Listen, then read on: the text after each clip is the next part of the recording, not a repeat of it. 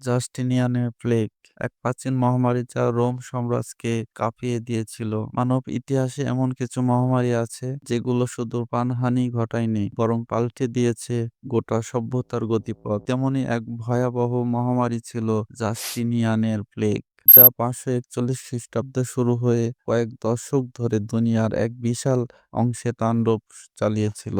এই মহামারীর নামকরণ করা হয়েছে বাইজেন্টাইন সম্রাট জাস্টিনিয়ানের প্রথম এর নাম অনুসারে, যিনি তখন বিশাল রোম সাম্রাজ্যকে পুনরুদ্ধার ও বিস্তারের চেষ্টায় ছিলেন। কিন্তু এই মহামারী সেই স্বপ্নের বাধা হয়ে দাঁড়ায়, ধ্বংস করে দেয় অর্থনীতি, জনসংখ্যা এবং সাম্রাজ্য পরিচালনার ভিত্তি।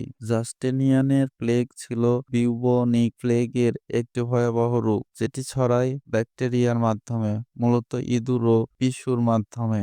এটি প্রথম আঘাত আনে ইস্টার্ন রোমান সাম্রাজ্যের রাজধানী কনস্টান্টিনোপলে, বর্তমান ইস্তানবুল, এবং দ্রুতই ছড়িয়ে পড়ে ইউরোপ, এশিয়া ও উত্তর আফ্রিকার বহু অঞ্চলে।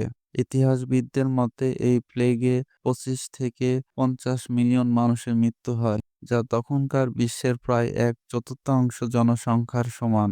শহরগুলোর জনজীবন থমকে যায়, কৃষিকাজ বন্ধ হয়, সৈন্য সংকটে পড়ে সাম্রাজ্য, এবং সামগ্রিকভাবে এক ভয়াবহ সামাজিক ও রাজনৈতিক বিপর্যয় তৈরি হয়। জাস্টিনিয়ানের প্লেগ ছিল ইতিহাসের প্রথম রেকর্ডকৃত বিউবনিক প্লেগের বৈশ্বিক প্রাদুর্ভাব, যা মধ্যযুগীয় ইউরোপে পরবর্তীতে দেখা যায় ব্ল্যাক ডেথ এর পথ প্রস্তুত করেছিল। যদিও তখনকার চিকিৎসা ব্যবস্থা ছিল প্রাথমিক এবং অলৌকিক ব্যাখ্যায় ভরপুর, এই মহামারী আমাদের আজও স্মরণ করিয়ে দেয় কিভাবে একটি ভাইরাস বা ব্যাকটেরিয়া সভ্যতার ভিত নাড়িয়ে দিতে পারে।